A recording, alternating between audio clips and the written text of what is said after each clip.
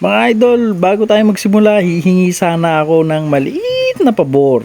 Kung nagugustuhan nyo ang mga videos natin at may mga natututunan kayo, hinihingi ko sana mga idol na huwag nyong kalimutang mag-like at mag-subscribe dito sa ating channel. Malaking tulong po kasi ito mga idol para umangat ang ating channel dito sa YouTube at para mas marami pa tayong maabot na mga gustong matuto ng mga tutorials natin, lalo na sa solar mga idol. Pasensya na rin mga idol sa mga nagme-message sa ating Facebook at humihingi ng tulong. Gustuhin ko mang tumulong mga idol pero sa ngayon hindi pa kaya. Hindi pa kasi sapat mga idol ang kinikita natin dito sa YouTube. Every 4 months pa nga tayo mga idol bago tayo makaabot sa minimum na $100 na threshold dito sa YouTube bago tayo makasahod. At kapag sumahod man tayo, kadalasan pambawi lang sa mga nagastos natin na materials sa ating mga content. Pero kahit ganun pa man, patuloy pa rin akong gumagawa ng mga videos kasi gusto kong matuto kayo mga idol. Gusto kong kahit paunti-unti umuusad tayo. Usad pagungman ang progreso natin dito sa ating channel. Alam ko na marami sa inyo ay natuto na. Mga idol, balang araw kapag pinarad tayo at umangat ang sahod natin dito, itaga nyo ito sa bato. Tutulungan ko kayo.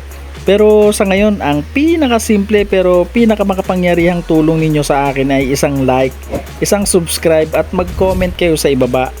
Kaya inuunahan ko na kayo mga idol. Maraming salamat sa inyong suporta. O siya, simulan na natin to. Para nga sa project natin na ito mga idol ay gagamit tayo ng SCC na PowerMR at ito ay PWM. 60 ampere na nga pala ito mga idol. Kayang-kaya ang 700 watts under 12 volts at 1400 nga naman under 24 volts. Dalawang circuit breaker naman, 16 ampere at 50 ampere. Isang 16 ampere para sa ating solar panel at isang 50 ampere para sa ating baterya, SCC to battery. Sa ating inverter naman na gagamitin ay gagamit tayo ng Bosca na 500 watts. Pero take note mga idol, hindi ito totally 500 watts ang kaya niyang may bigay. Kalahati lang ang kaya niyang may bigay para sa ating mga continuous load. At syempre, LiFePO4 na ang gagamitin natin dito sa ating project mga idol. 50Ah nga lang pala ito at 3.2 volts per cell. So 12 volts ang gagamitin natin dito. So kasama rin sa ating bubuuin na baterya ang ating active balancer mga idol. Hindi pwedeng mawala ito. 5 ampere nga pala yan. At syempre, ang ating safety device dito, syempre BMS. 60 ampere ang ating gagamitin dito. 60 amps discharge at saka charge. Gagamit nga rin pala tayo dito mga idol ng square box para sa ating display ng ating mga DC load. At syempre meron na rin itong shunt. Ayan. So huwag kayong mag-alala mga idol, lahat ng gagamitin nating materials dito ay available dito sa ating mga products. Sa ating mga DC loads gagamit tayo ng fuse. Isang pang 10 ampere at isang pang 20 ampere.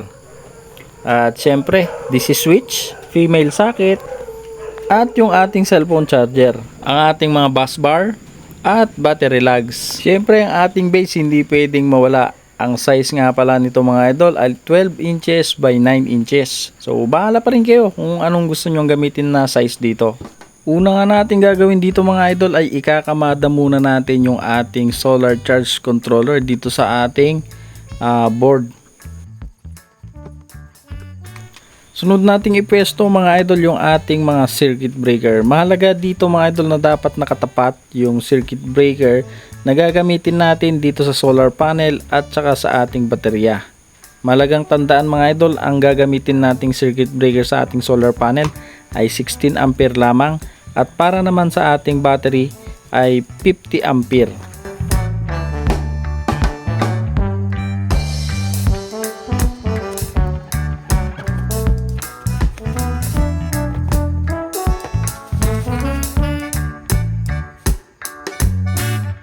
So once na nakapagkamada na kayo dito mga idol, pwede na natin itong lagyan ng kanilang mga wirings. So ang ginamit ko nga palang wire dito sa ating solar charge to circuit breaker papuntang battery ay 6AWG. So pasensya na kayo mga idol, yung wire na ginamit natin ay wala tayong color coding. Wala kasi tayong mga spare ngayon mga idol na wires. So pagpasensya nyo na. So di naman kayo malilito dito mga idol dahil meron na mga indicator dito sa ating solar charge controller kung asan ang positive at kung saan ang negative. Solar charge to controller to PV naman ay gagamit tayo ng 4mm na twin core. So pagkatapos natin dito mga idol at okay na ang lahat, isunod naman nating ilagay yung ating junction box kanina or square box na merong watt meter. Ito kasi yung gagamitin natin mga idol para makita natin or mabasa natin yung ating mga loads dito sa ating DC side. 14 AWG nga pala ang gagamitin naman natin dito para sa ating shunt mga idol. Itong shunt kasi dito yung dumadaan yung current natin para mabasa naman ng ating watt meter. So dito sa ating watt meter gumamit tayo dito ng PZEM 051. So ayan, meron namang diagram ito sa likod mga idol para hindi kayo mawala dito sa pinaggagawa nyo dito sa PZEM. Pero huwag kayong mag-alala mga idol, lahat ng wirings dito ay ipapakita ko sa inyo ng buo para hindi kayo malito or mawala Ito yung mga battery lugs kanina mga idol, dito natin ito gagamitin. 20 ampere nga pala ito. Sa paglagay nga pala ng battery lugs mga idol, hindi pwede yung basta na lang crimp gamit ang mga plies. Mas maganda naman kung meron kayong crimper talaga na ginagamit para sa mga battery lugs, pero kung wala ay maghihinang talaga tayo tsaka natin ikikrimp. Hindi kasi pwede dito mga idol na meron tayong loose connection dahil high ampere ang dumadaan dito, lalo na 12 volt setup ang ginagawa natin. So dapat mahigpit lahat yung ating mga connection at wala tayong mga loose connection.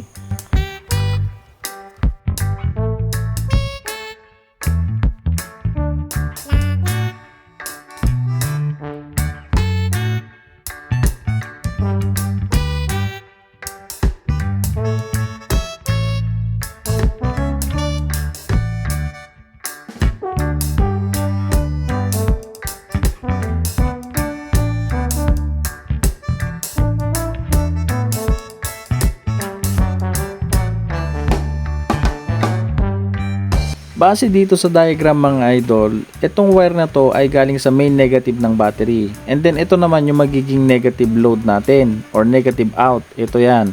So yan mismo yung load. And then itong wire na ito mga idol sa pinakataas. Ayan, kung makikita nyo. Itong dalawang yan. Dalawa kasi yan eh.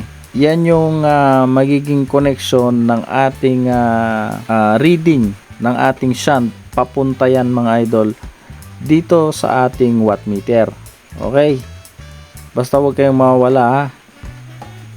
So ngayon mga idol naman ay gagawa tayo ng mga butas dito sa cover ng ating watt meter gamit yung switch at yung mga female socket. Ayan, so dito tayo bubutas, taas tsaka baba.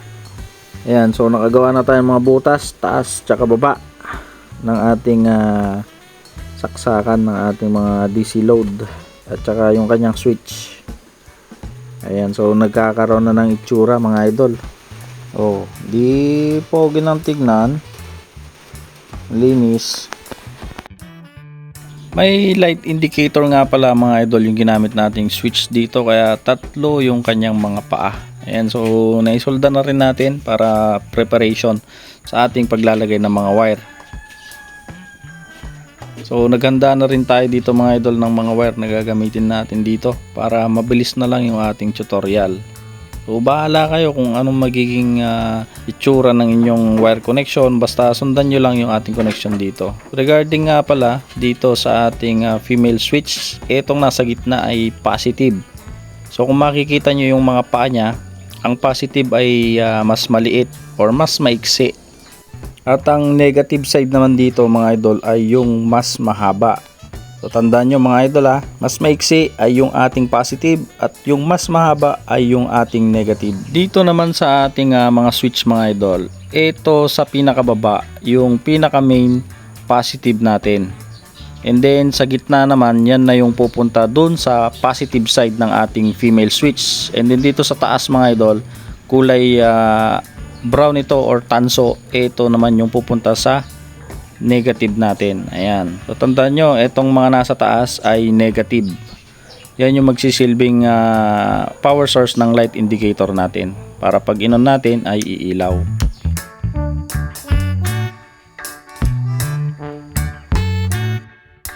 So So, ang winawiringan natin ditong connection mga idol ay yung positive side ng ating female socket at sa gitna naman ng ating switch, no? So, ito yung putol na linya ng ating positive side mga idol. Sundan nyo lang ng maayos itong ating mga ginagawa para hindi kayo mawala.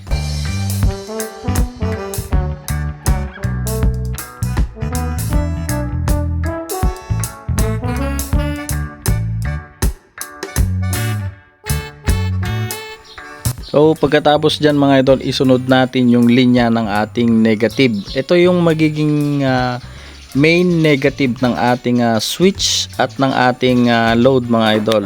So tandaan nyo mga idol na yung negative side ng ating switch ay yung kulay tanso or kulay dilaw. At yung negative naman dito sa ating female socket ay yung mas mahaba. Sa mga gusto nga palang malaman mga idol, yung ginamit nating soldering iron dito ay 60 watts. Kaya lang ang pangit ng pagkakasulda ko ngayon mga idol, parang mga kulangot. Kasi malamig kasi ang panahon dito sa amin mga idol kapag ganitong panahon na December na at nasa labas pa yung pinaghihinangan ko. So ang pangit ng labas ng ating pagkakasulda. Ang sinusulda na nga pala natin dito mga idol or hinihinang natin ay yung magiging main positive line natin. So ito na yung positive na wire galing sa ating baterya. Ayan. So positive yan, dito sa baba naman natin ilalagay. So pagkatapos nito mga idol, meron na tayong positive at saka negative na linya dito sa ating DC load. Sinabay ko na nga rin palang ilagay mga idol itong power source ng ating wattmeter. Positive at negative ito. So base sa diagram mga idol, makikita nyo itong pinakababa, itong pula, galing yan dito sa ibaba. So first dito sa ibaba yan, and then second yung negative. Ayan, so dito na rin natin kinuha dito sa power source natin ng mga load natin, positive at negative. Ayan, so tapos na tayo dito. I-test switch naman natin to kung meron bang tatamaan yung mga paa ng ating switch at yung paa ng ating socket, female socket, kasi maglalagay pa tayo dito mga idol ng cellphone charger. So ito na nga, problema nga natin dito mga idol, tatama yung ating cellphone charger dito sa side, kaya kailangan nating i-adjust itong ating shunt. Ayan, so meron kasi tayong butas dito paglalagyan ng ating cellphone charger. Dito natin kasi yan ilalagay sa gilid. So tatama yung shunt, kaya adjust na lang natin sa baba.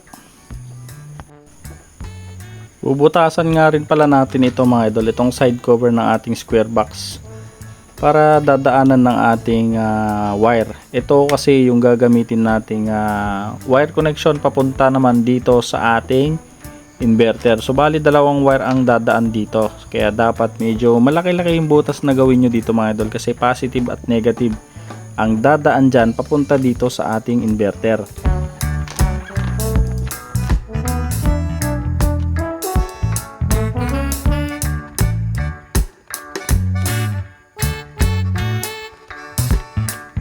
Etong negative wire naman na ito mga idol, dito sa ating winaringan, dito nyo na ilalagay yan sa ating negative load side ng ating shunt. So dyan yung load, dito nyo lalagay. And then itong positive naman, kukuha tayo dito sa breaker ng positive, papunta naman dito, papasok.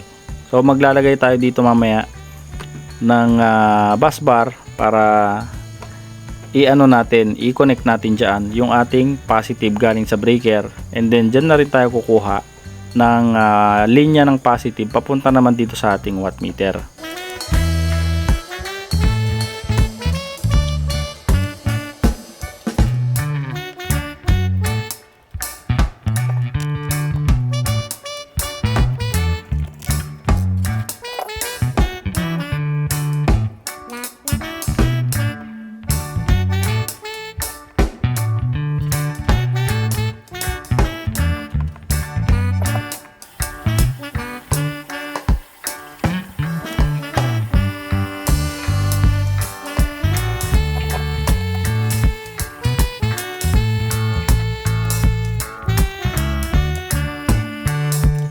So para naman dito sa ating fuse mga idol, dito natin yan ilalagay. Yung 20 amps fuse natin, bubutas lang tayo dito sa cover ng ating junction box or square box para dyan natin ilagay. And then yung 10 amp fuse naman, dito naman natin lalagay.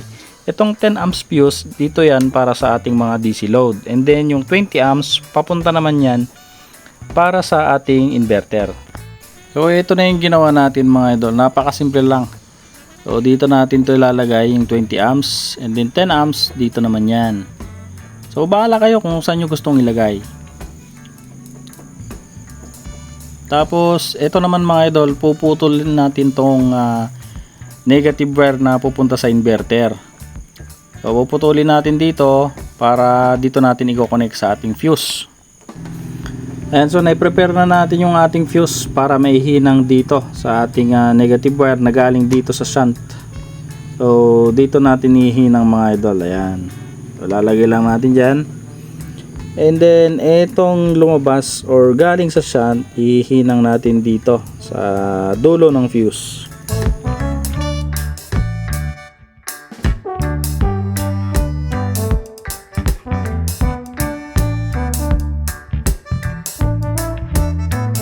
Naabangan na nga rin pala natin mga idol ng negative na wire itong ating 10 amps na fuse.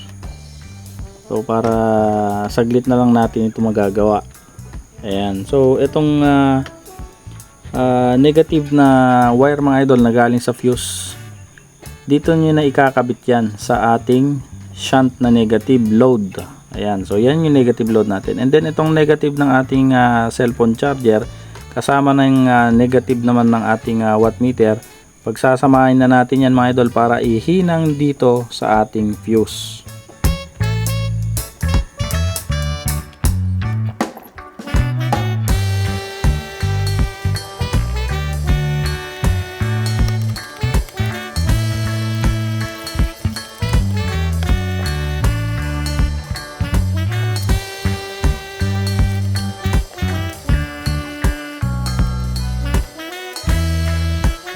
Ngayon itong negative naman ng ating wattmeter, dito na natin isasama. Itong positive naman mga idol, ilalagay natin dito sa ating bus bar. So maglalagay pa tayo dyan ng isa pang wire. Ito yung ating magiging main na positive.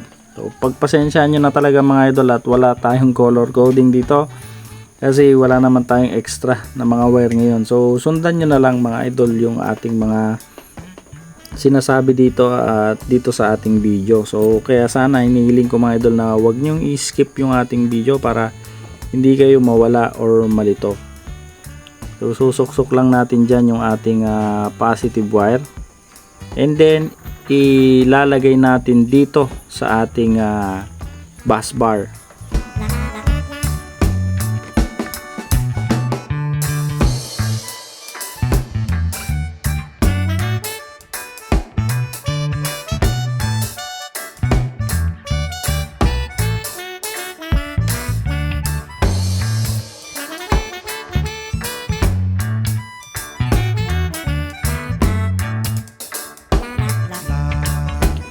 So pagsasamahan na rin natin mga idol yung negative na wire natin galing sa ating wattmeter at saka sa ating load at yung negative wire naman ng ating cellphone charger para maidugtong ito dun sa ating fuse na 10 ampere. Ngayon itong positive wire naman mga idol ng ating cellphone charger ay i-connect naman natin yan dito sa ating bus bar kasama ng ating main na positive. So hinangan muna natin yung ating wire pagka splice para hindi mahimulmol mga idol pagka nilagay natin. Sunod naman natin mga idol itong positive ng ating load. So i-splicing lang din ulit natin yan, tsaka natin hihinangan at tsaka natin naman yan ilalagay dito sa ating bus bar na positive side.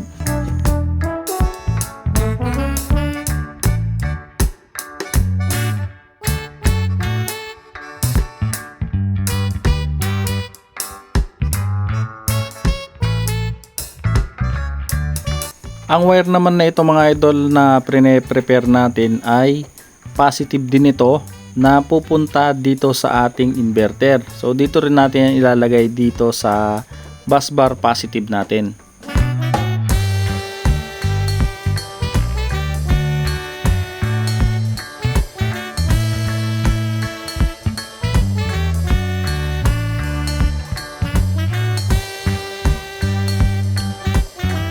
Gagamit nga rin pala tayo dito mga idol ng battery lugs para dito sa connection ng ating inverter para mahigpitan natin ng maayos.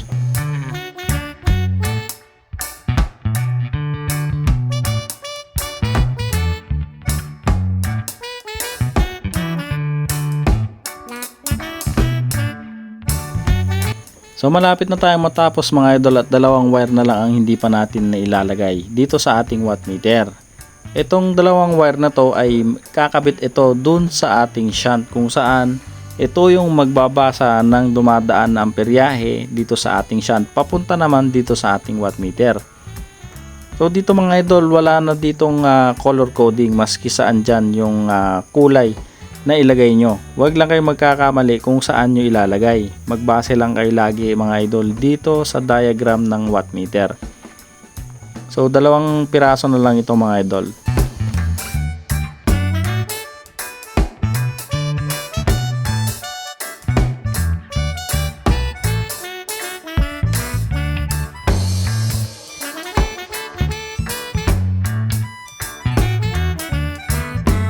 So base dito sa diagram mga idol kung saan natin nilagay yung kulay green na wire, dito naman natin ilalagay yan sa shunt. Ayan, so ito mga idol yung galing sa ating battery connection na wire. So dito natin ilalagay ito. Itong yellow naman or dilaw or pinakahuling wire natin, dito naman yan sa ating load. Ayan.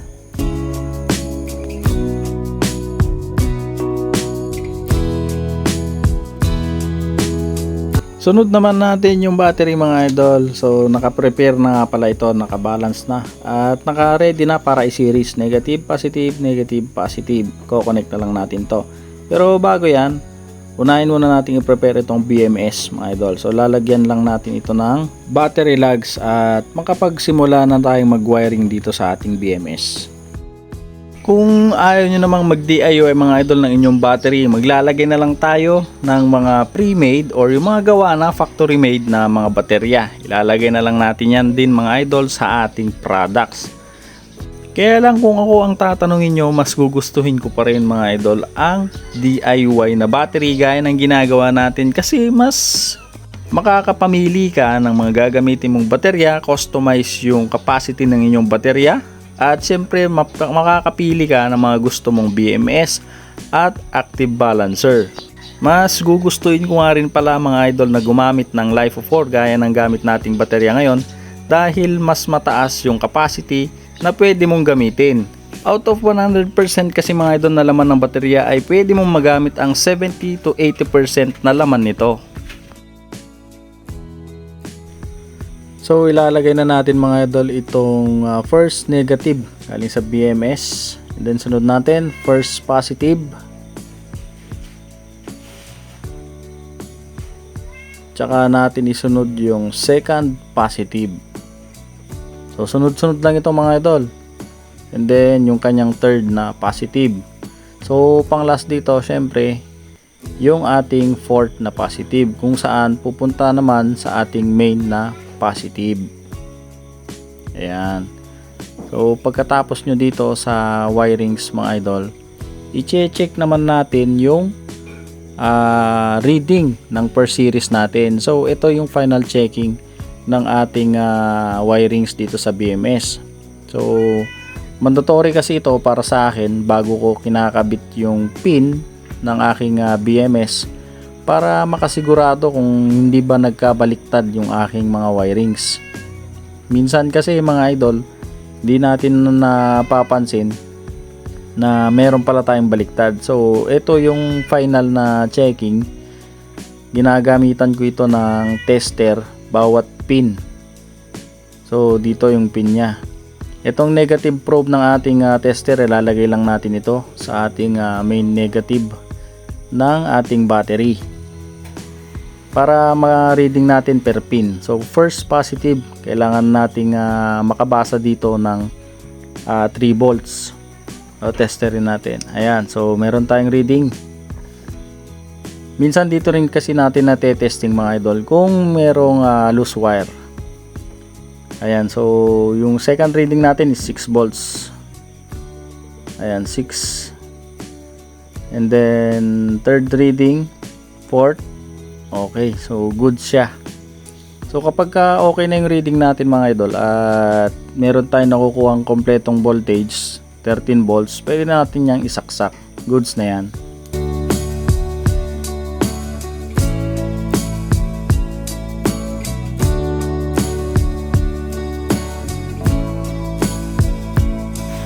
Testerin natin ang overall voltage niya.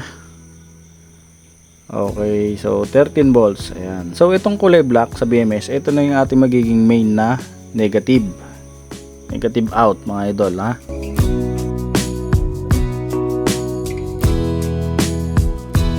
Ayan, so i-testing na natin mga idol. Pansamantala, clamp muna tayo. Pero hindi ko advisable itong clamp mga idol, ha. Lalo na kung kayo ay mag-fix na ng inyong mga battery connection, mas maganda kung naka-bolt on. So testing natin. Battery muna. I-on natin ang breaker mga idol. Okay, goods na yung ating SCC. And then dito mga idol sa ating panel, wala pa tayong connection. So pagpasensyahan nyo muna, hindi dumating yung panel natin. Kaya wala pa. Then itong DC natin, DC load, wala pa tayong power. May nakalimutan tayo mga idol. Yung ating glass fuse. So itong ilalagay natin is 10 ampere para sa ating mga DC load gaya ng mga DC fan na clip fan, mga ilaw at saka mga 12 volts na appliances. Off muna natin yung battery. Tanggalin muna natin yung clamp at maglalagay tayo ng glass fuse. 10 ampere lang ito mga idol, ha. Tandaan nyo, para sa mga DC load ito.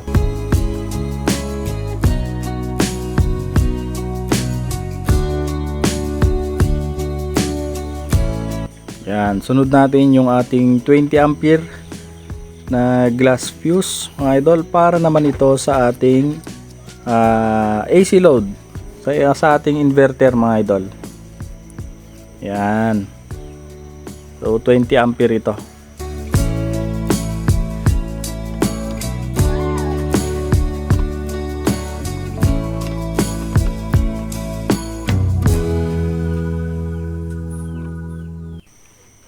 Yan, so testing ulit natin.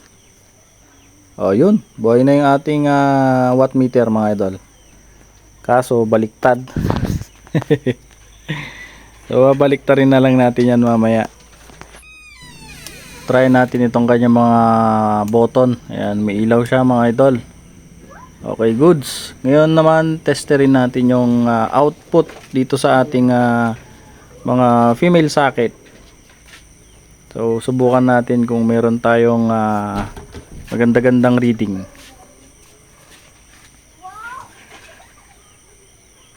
Positive, negative. Goods. Nako. Yun lang. Napagdikit natin dito mga idol sa ating yung probe natin, napagdikit yung positive at negative. Busted ang fuse natin. So buti na lang meron tayong mga spare.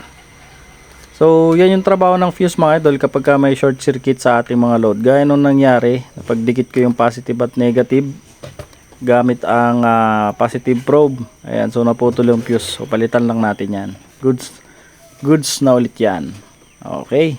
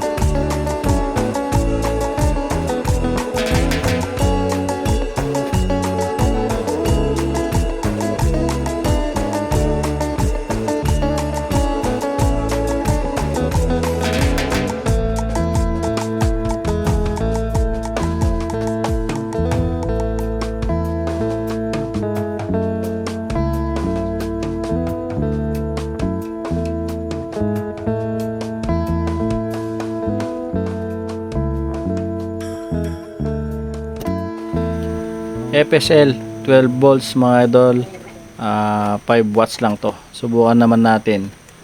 12 volts ito mga idol, DC. Try lang natin kung gaano kaliwanag. Ayan. So makikita nyo sa ating wattmeter, 5 watts ang kanyang reading. So napakaliwanag niyan. At dahil gusto ko masubukan yung charging nitong mga idol, kaso wala tayong panel, susubukan muna natin itong AC charger na 14.4 volts ang kanyang voltage output at 5 ampere lang to. So susubukan lang natin mga idol. So kunwari ito ay PV muna. Ayan, so makikita nyo 4.5 yung kanyang ipinapasok sa ating SCC. Ayan, so ganun lang siya kadali mga idol. Sundan nyo lang ng maigi ang video na ito. I hope marami na naman kayo natutunan sa ating tutorial ngayon. So see you on our next video mga idol.